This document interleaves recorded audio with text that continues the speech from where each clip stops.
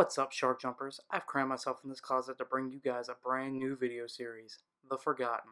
The Forgotten is a video series where I, Korey, discuss why a movie has been forgotten over time. Maybe it deserved to be forgotten, maybe not. I'm here so we can find out together.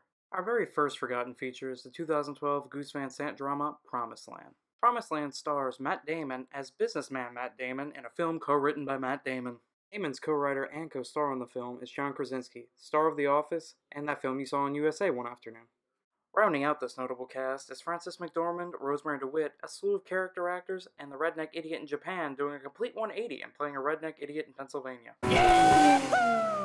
Promised Land is about Matt Damon taking Frances McDormand and his generic white guy name to blue-collar Pennsylvania in order to sell the townsfolk on the idea of selling their property to Damon's big natural gas corporation so they can frack these people's land. This movie is about fracking. Like the right to frack. Well, that will wrap us up for today. If you like content like this, make sure to leave a like and comment on this video. Subscribe to our channel and follow us on social media at Shark Jump Inc. Be sure to join me next time, and as always, this is Shark Jump Inc. Okay, apparently I have to get much more in depth with these forgotten movies to justify my own video series. So where was I? Ah yes, fracking. So Matt Damon wants to frack Pennsylvania land. Most of the residents are all for it, including sexy schoolteacher Rosemary DeWitt. Damon's plan gets a wrench thrown into it, however, when environmental do-gooder John Krasinski comes into the town with his heavy-handed white guy name and sweeps the townspeople off their feet, including sexy schoolteacher Rosemary DeWitt. The film then plods around for a little while before Matt Damon gets a too-good-to-be-true package in the mail that proves John Krasinski's story was a crock. After this twist, Damon returns back to his hotel to find Krasinski packing his truck and leaving town. Damon explains that he knows Krasinski's pictures weren't taken in Nebraska because there was a lighthouse in the background of the photo. Because of this, Damon states that the photos were obviously taken in Lafayette, Louisiana, where his company was currently battling a lawsuit. Damon states this even though, and this is a fun fact for all you lighthouse enthusiasts in the audience, there are no lighthouses anywhere close to Lafayette, Louisiana in real life. Unimportant? Sure. In essential of the movie? Of course. But still a fun fact nonetheless. But I digress. Anyway, so Matt Damon proves that the picture was taken in Lafayette, Louisiana. However, that's not the last twist of the day, as Krasinski lets it slip that he knew the picture was taken in Lafayette the whole time. Damon then has an oh shit moment as he realizes the only way that Krasinski could have known that is if he worked for the same evil energy corporation that Damon worked for. So Krasinski admits to Damon that he was sent by Global to discredit the environmental movement by showing dead cows in one place, but lying and saying that they were from a different place. Somehow, this works to discredit the movement and the townspeople are pissed. But Matt Damon has a change of heart because the barn in the picture that he saw reminded him of his grandpappy. Global immediately fires him after he tells the townspeople their plan, but Frances McDormand remains a greedy corporate shill even after Damon's grandpappy story. The film finally ends with Matt Damon living happily ever after with sexy schoolteacher Rosemary DeWitt. So why exactly was Promised Land forgotten? First off, Promised Land came at probably the least profitable time of Matt Damon's whole career. Well, second least profitable time.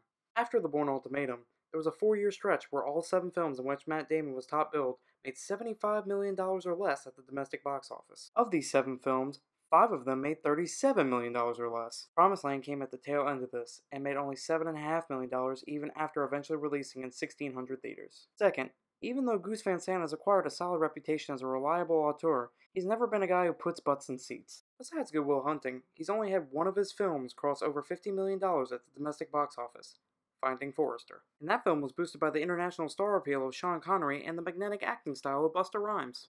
Also, when I say Finding Forrester made over $50 million, I mean it made literally $51 million. Lastly, the film received mixed reviews from film critics across the country. While this is certainly not a death knell for any film, it's not really going to adhere people who were uninterested in seeing your shitty environmental drama film in the first place. Now, I can already hear some of you saying, just because a movie doesn't succeed in theaters doesn't mean it won't have cultural impact, you stupid idiot. Then I would say, that's a really rude way to talk to me, but I see your point. However, films that take on a second life after a poor theatrical release, cult classics if you will, tend to fall into 2 different categories. Genre films, or stupid or offbeat comedies. Sometimes, they can even be both. The only serious drama of recent memory that took on a second life after a poor theatrical release is The Shawshank Redemption, a film that was heavily bolstered on rave reviews, Oscar nominations, and the undying appeal of Morgan Freeman. Promised Land wasn't going to set the home video world on fire with its dramatic tone and middling reviews. So, in conclusion, Promised Land failed for a few reasons, and it didn't get the second life it needed to succeed because, well, It's not that kind of movie. College kids aren't going to pop it in at night and rave about it to their friends. People who like Matt Damon just weren't really coming out to see his movies at this time period. And, most importantly, it's not a stoner movie. Personally, when I watched Promised Land, and I did watch Promised Land because I'm a professional, I found it to be an unendingly frustrating movie. Performances are charming and Matt Damon is likable in it, but it just comes off as a vanity project where the writer/star was more focused on trying to save the world and win a few Oscars while doing it. Instead, he should have tried focusing on writing good dialogue, crafting a smart plot, and trying to make his Epcot film more subtle. But my personal opinion and taste isn't what we're talking about today. I'm just an asshole on the internet. However, 5 years after release, I don't think Promised Land is on pace for cultural reevaluation anytime soon, and will probably remain forgotten.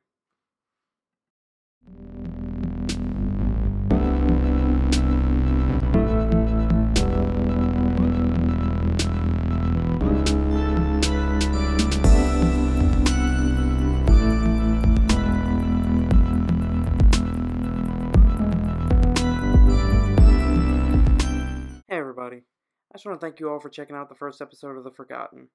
It's a little rough around the edges, and I know that, but it's something I've been working on for a while now, and it's something I want to kind of get off the ground. So any support is appreciated. Comment below what you kind of want to see in a second episode. But for now, I'm Korey, and you've been watching Shark Jump Inc.